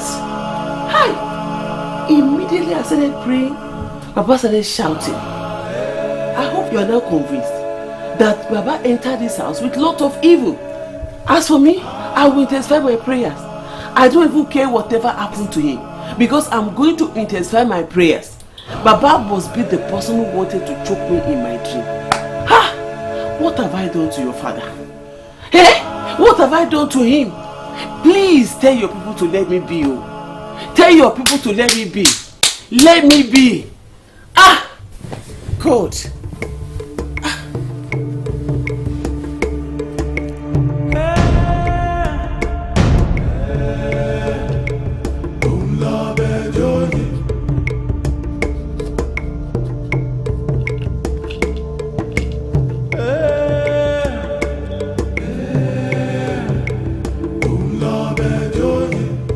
Àyíkáyíká lọmọdé ròde alágẹmọ àgẹrẹmọ tẹ awo ìjẹmbà adíá fún ọ̀dàn ríríwó awo ọba olúgbòde ògiri olú àgírí olú awo ọba ẹlẹ́ǹta àgbáyíkáyíká mo sáde ọ́ o òfin oko awo ọpa ọ̀pàpàpàbídà ọ̀pàpàpàbídà wọ́bìdà sígbó ojú òkè tata wẹ́wẹ́ kó mọ́ta ojú òkè tóyin ìgàn kó mọ́ dùn ojú òkè ta ìrìn orí àtẹ kó mọ́ bẹ́wì ọmọ péjọ. Bámi bóyá lẹ mọ̀ kí gbogbo àwọn òrìṣà àti àǹjọ̀nú tẹ gbójúlé wọ́n ti dójú tì. Bámidélé ó sì bá gbogbo ètò jẹ́. Ètò wo lẹ fi ké jáde lójú oorun nígbà tí Ládé ń gbàdúrà. Láìdé ìyá Gbóyèga Bámidélé ọ̀rọ̀ orí bẹ́ẹ̀ ṣe ń sọ yìí o. Ẹ má sọ bẹ́ẹ̀ mọ́ ẹ má wí bẹ́ẹ̀ mọ́ bá mi ọ̀rọ̀ orí báwo ẹ wòra yín ẹ ń pọ̀fọ̀ ẹ ń pògèdè nínú ilé mi. Sẹ́ẹ̀rì ẹ bá ní sọ̀rọ̀ orí bẹ́ẹ̀ ṣe sọ yìí àwọn ìdílé ọba ò jẹ́. Ẹ má dárúkọ àwọn ọba ìjẹ́bòlò mọ́ àwọn ìdílé ọba ìjẹ́bòlò wo lẹ́tẹ̀ ń parọ́ mọ́ gbogbo gbà. mi ń parọ́. Bàbá kí ni mo fi ṣe yín gan? Ìyá Gbóyèga o ò sẹ̀mí o o ò sẹ̀mí o tọmọtọmọ mo nífẹ̀ẹ́ yín. Ẹ nífẹ̀ẹ́ mi tọmọtọmọ lẹ fẹ́ pa mí lójú oorun. Irọ́ kò ṣẹlẹ̀ rí wàá sọ́kàn mi rí wò rórú ẹ̀ rí ọ̀rọ̀ rí bẹ́ẹ̀ ṣe ń sọ yìí o ọ̀rọ̀ rí bẹ́ẹ̀ o. That is it. I've had enough. He leaves tomorrow morning. To where? Anywhere. To wherever he'll be free to practice his witchcraft and wizardry.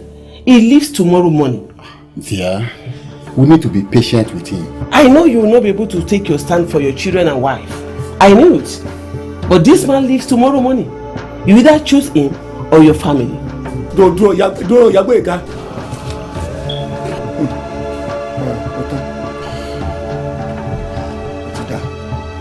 Ìlọ́yà lóbodè àpò nífà àgbà lóbìnrin ọ̀pẹ̀lẹ̀ tó tún fi ń dáfá ajágbe níbi ajá ti ń sá lọ sọ́lú ajá kó sínú iná bá múni bọ́nu òmò bó ṣe sọ Bámidélé. Bámi.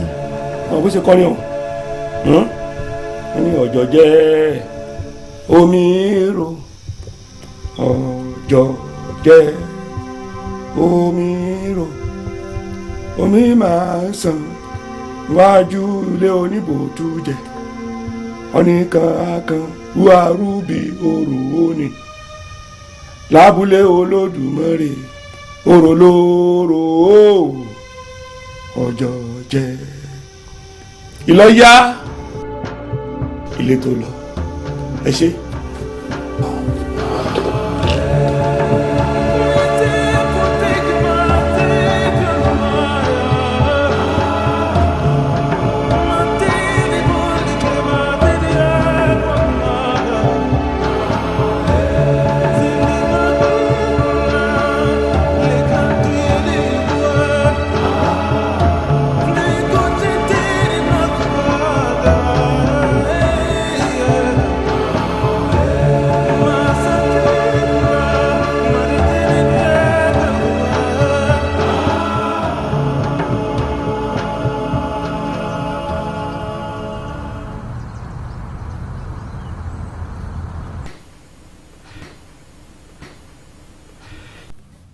I got your call this morning. Why? What happened? Where is she? She went to drop the children at school. She'll be back soon. What happened? You said she insisted Baba should leave this house today and go back to Nigeria. Pastor, she's just being unrealistic. She said she will pay extra money to get my father on flight back to Nigeria this afternoon. But why? What actually happened? She said she had a dream. She said she... Pastor. Good morning, Sister Lydia. Good morning, sir. How are you? Fine, sir. I'm fine. I'm very sorry, sir. I was talking hurriedly with you when we were on phone. I was with my agents, my travel agents. What? To do what? What did I tell you I was going to do after dropping the children in the school this morning? But didn't I tell you to be patient until we seek counsel on this matter? When we clear the ground and then breathe in fresh air, then we take counsel. Not when my entire life is being destroyed by incantation and spell. Look here, there. Your sentiment is giving too much room for the devil in this house, and I won't take it. And what have you gone to do with your traveling agent? Fortunately, Pastor, I was able to pay an extra cost for his return ticket. So the flight is 3 o'clock and it leaves by 12 for the airport. Mommy Boyega, don't you think that you are taking a rash decision on this matter? Pastor, I told her. I pleaded with her. The old man came here less than a week ago. Less than 1 week. And we are pushing him back home again. We have to stand down on this matter. I've told him to respect his marriage vow, Pastor. It is me and my children first. It is us first before anything. It is our interest first. That is the resolution. Actually, I had intention of coming here this morning before I received call from your husband. Why such sudden decision to send Baba back home? What happened? Pastor, less than 1 week. My house is almost turned upside down by Baba's terrible incantation and spell on me and my children. What happened overnight was the most terrible incident, Pastor. What happened overnight? I had a terrible dream, Pastor. Terrible dream. I woke up, I couldn't remember the dream. But the most terrible thing was when I felt somebody about to choke life out of me. Pastor, I was even telling her to see the reason why we should be patient on this matter. Pastor, the actual thing that brought about all this decision was when I now decided to pray. I mean, just to pray over all this nonsense we have been experiencing in this house. I've not prayed up to 5 minutes, Pastor, when we had a very terrible scream from Baba's room, Pastor. He now went there to see what was going on, and he met his father reciting incantations and performing some rituals. Really? Yes. Ritual? That was not his first time, and that was not the second. And what did he say? He lied again, Pastor. He said he was fighting with some people, some opposing and royal family in their village. Then I said, okay, I think I've had enough. He needs to go back and do the fighting. What shall we do now? Nothing, Pastor. We can do nothing. The man is leaving today. I've had enough. We love him. We send money to him from time to time. But how can darkness and light coexist? It's not possible. Pastor, I'm very uncomfortable treating my father this way. I got him a 2-year visa to come to the US. I bought him a ticket and schedule is going back after 4 months. This old man celebrated his coming to the foreign land with his friends and relatives, and you know about it. Sending him back to Nigeria after spending 1 week in this state. Is that not disgraceful? Is that not shameful enough? Lady, my father is going nowhere. Why do you love your parents more than your children and wife? Eh? Listen to me. If you are to be your father and your mother, can you send them back? Can you send them into disgrace and dishonor them? Can you send them back home the way you want to do to my father? My father can never do that. My father can never do that because he is not an idolater. Last year, your mom spent 2 months with us. I took her to the mall. I even took her to the cinema. Your mother hostess church senior citizen in this house. I did shopping for her. Why are you so cruel to my father? Even if my father is an idol worshiper, you married me from his house for God's sake. Elder Dele, calm down. Don't calm him down, Pastor. Don't calm him down. Let him keep firing like a machine gun. Like me? Firing like a machine gun? That is the most stupid thing you have ever said, Lady. And that is the most stupid step you have ever taken in your entire miserable life. Yeah!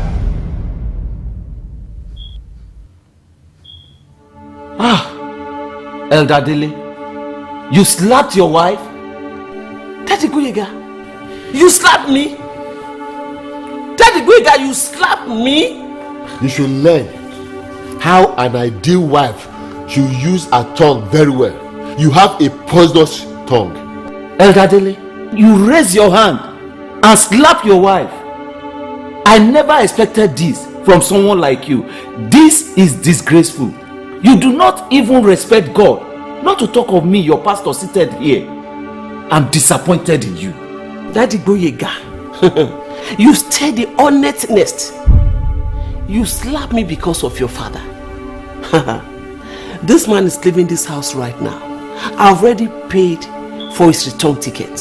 Has he taken his breakfast? I don't care. Your father is not eating in this house. And you know what I can do? You know I can destroy your entire life in this US. I can sue you and claim ownership of my children. And I can claim monthly allowances from you throughout your entire life. I can call the cops on you and accuse you of domestic violence. And you know what that means? No, Sister Laide, you will do no such thing. Think about your children and think about your future. You will give the devil no further chance in this family. Pastor, that is the only thing standing between me and the madness in me right now. My children, they are the ones stepping the madness inside of me right now. Get that man out of my house before 12.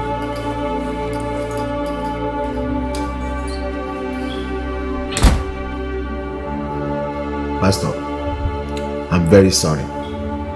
She has been on this issue for a while. She pushed me. Edadele, I'm disappointed in you. You don't have no reasons whatsoever to slap your wife. It's only God that can pacify her now. Where's Baba? He's upstairs in the room.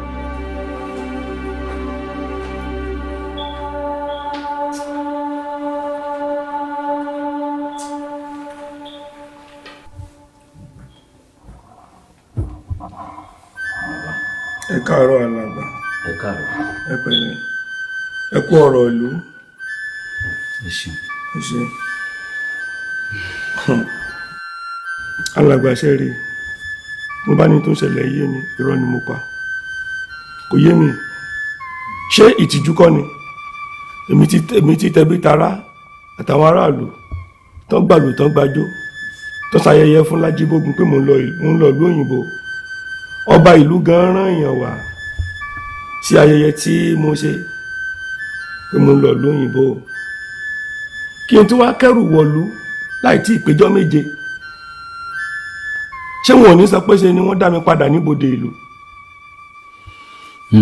Bàbá, kí ló dé tẹ́yìn náà ń pọ̀fọ̀ tẹ́ ń pògèdè tẹ́ sì ń ṣètùtù lé wọn lórí nínú ilé? Alàgbà, mi ò pọ̀fọ̀, mi ò ṣètùtù lé wọn lórí. Olóyè àfọ̀bàjẹ́ ni mí nílùú Àjíbógun. Orí oyè tó gbóná janjan sí ni. Orí oyè tó gbóná janjan ni nídìílé Ọ̀págbadé. Torí pé lọ́dọ̀ mi ni Àdó Idẹ ojúbọ Ìtẹ̀gbá wà. Gbogbo agbára tá a bá sì ní la gbọ́dọ̀ fi dáàbò bo Àdó Idẹ ọ̀hún.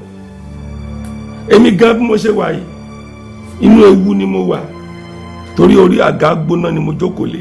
So báwo lẹ ṣe wá ń dáàbò bo Àdó Idẹ ọ̀hún? Alàgbà, ogun ni ogun abẹ́nú gọ̀ǹgọ̀ ni. Àwọn ìdílé ọba Òjébòlò gan wọ́n sì wà lórí ọ̀rọ̀ yìí.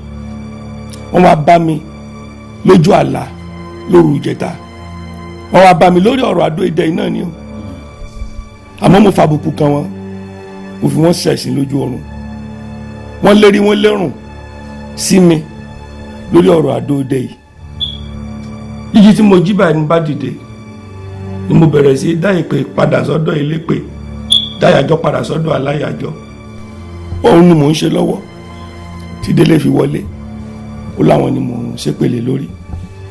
Wọn àti ìyá Agbóyèga láwọn ni mò ń ṣètùtù lé lórí. Bàbá, ìyá Agbóyèga sọ pé bí àwọn ṣe jí lóru tí wọ́n sì bẹ̀rẹ̀ sí gbàdúrà láti kọjú kọ àwọn ẹ̀mí tí wọ́n bá wọn jà nínú ẹbí yìí, bẹ́ẹ̀ lẹ fi gbé ta nínú ìyẹ̀wò yín. Alàgbà, èmi ò mọ̀ o báwọn kan gbàdúrà lóru o, bí wọn ò gbàdúrà lóru o, mi ò mọ̀. Àmọ́ olóyè Olúòjé ìdílé ọba Òjébòlò àlálẹ̀ mi lá lójú oorun tí Olúòjé ìdílé àwọn ọba Òjébòlò tó wá bá mi tó gbá mi létí lẹ́ẹ̀mẹ́ta lójú oorun.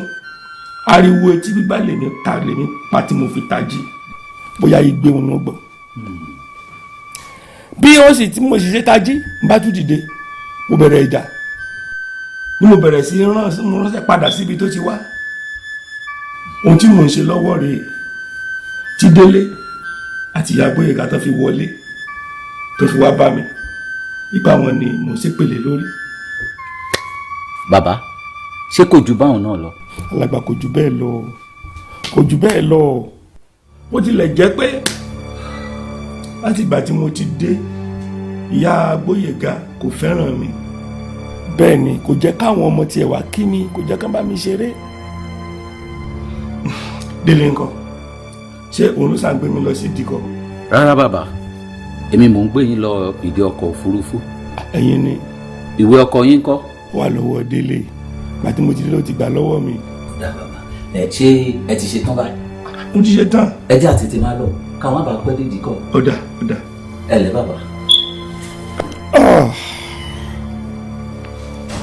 ọjọ́ jẹ́ omi rò omi kan kan ní ọjọ́ òrodò mọ́ ṣẹgbẹ́ ọ̀nìkan kan wúwa rúbi òrò ní abúlé Olódùmarè òrò lóró ọjọ́ jẹ́. Yeah. Hi, Ajibogun ya.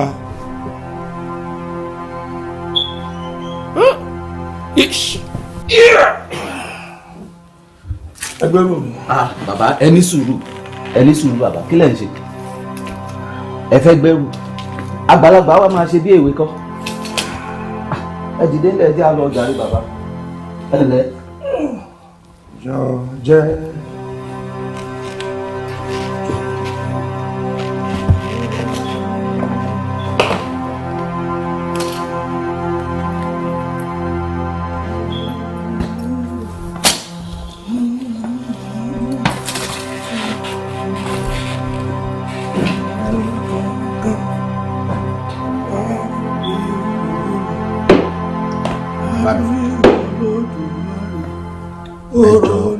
ẹ má bínú sí wa.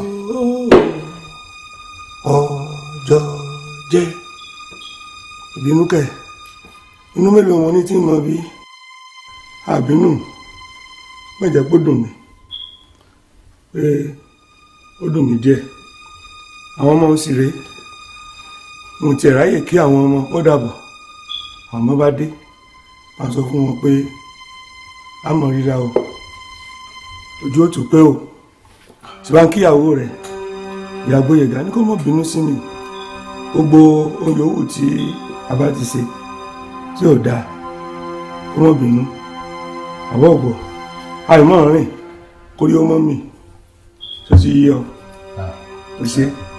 àwọn àlùfáà wa ní àwọn pásítọ̀ àwọn làwọn máa dé dé airport. bẹ́ẹ̀ ni wọ́n ti sọ bẹ́ẹ̀ báwọn gbé mi lédìí kọ́ ó ti dà ó ṣe.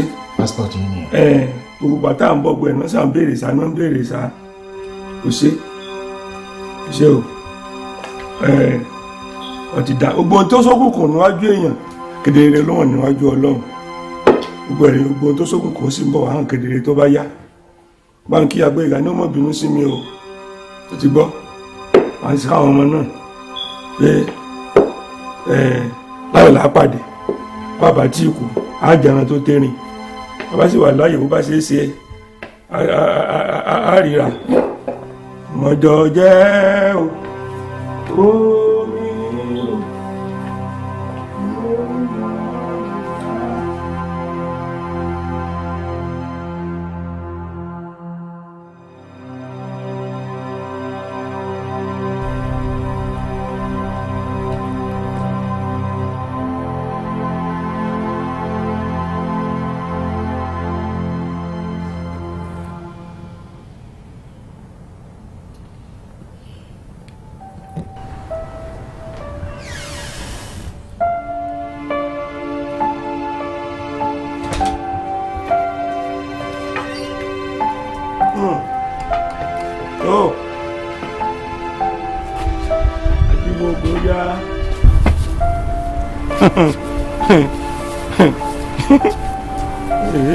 tó ẹ ṣé o ẹ ṣé o ẹ ṣé gan àwọn olóòjé wọ́n ní bí n bá ti rí tí igba arú dàpọ̀ mọ́tọ́sẹ̀ wọ́n làwọn fà wọ́n ní tí n bá gbúròó ìbọn àwọn làwọn yìn ẹ̀yin ará ilé ọba Òjébólò tó àrọ́wọ́ yín o ẹ ṣé o Olúòjé oníṣẹ́ yín jẹ́ o ìyá Kẹsàn-án àrọ́wọ́ yín ẹ ṣé o ó mọ̀ ṣe o ẹ̀yin ará ilé ọba Òjébólò ẹ mọ̀ ṣe o àrọ́wọ́ yín o ẹjọ́ yín kọ́ o ẹjọ́ yín kọ́ ẹ ṣé o adúpẹ́ o ìyá Kẹsàn-án Olúòjé adúpẹ́ ẹ ṣé o.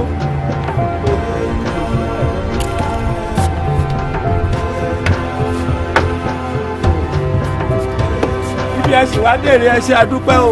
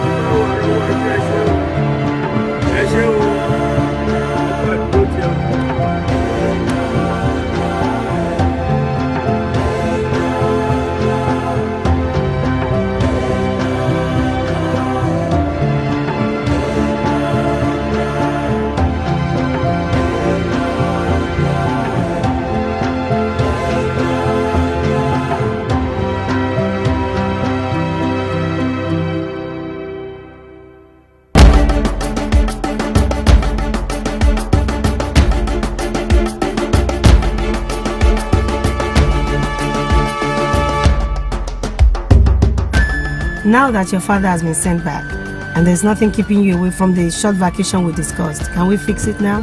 Dido, you mean you are my street? I'll be waiting for you. Be quick.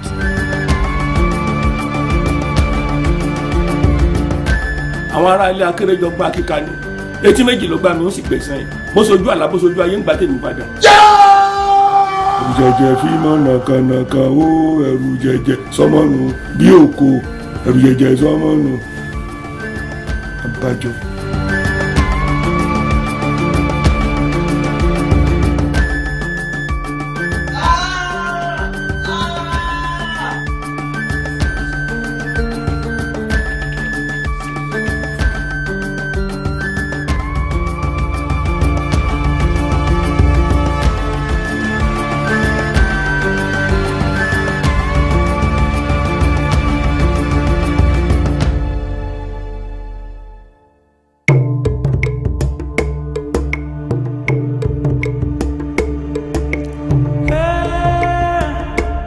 Yeah.